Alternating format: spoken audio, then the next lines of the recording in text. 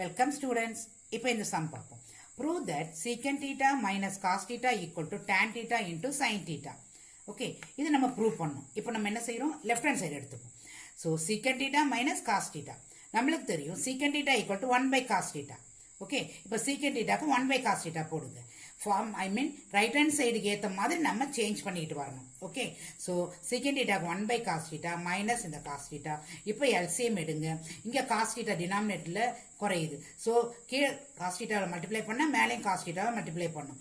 So இது அப்படியே எழுதிக்கோங்க. இப்போ இந்த இடத்துல என்ன கிடைக்கும் உங்களுக்கு cos square theta divided by cos theta. Okay, இப்போ நம்ம இது எப்படி எழுதலாம்? ஒன்னா எழுதலாம் இல்லையா? டினாமினேட்டர் சேமா இருக்கு இல்லையா? அதனால நியூமரேட்டர் ஒன்னா எழுதலாம். So 1 minus cos square theta divided by cos theta. நம்மளுக்கு இந்த ஃபார்முலா தெரியும். sin square theta equal to 1 minus cos square theta. So 1 minus cos square theta இருக்கிற இடத்துல நம்ம sin square theta சப்ஸ்டிட் பண்ணலாமா? ஓகே, அப்ப இப்போ நம்மளுக்கு என்ன இருக்கும்? sin square theta divided by cos theta. இப்போ இது என்ன செய்யறோம்? நம்மளுக்கு tan theta வரணும். சோ நம்ம என்ன பண்ணலாம்? sin theta by cos theta நீ தனியா செப்பரேட் பண்ணிட்டு into sin theta அப்படியே போட்டுக்கலாம். ஓகே, இப்போ sin theta by cos theta என்ன? நம்மளுக்கு tan theta. So next இந்த sin theta எழுதிக்கோங்க. This is equal to right hand side.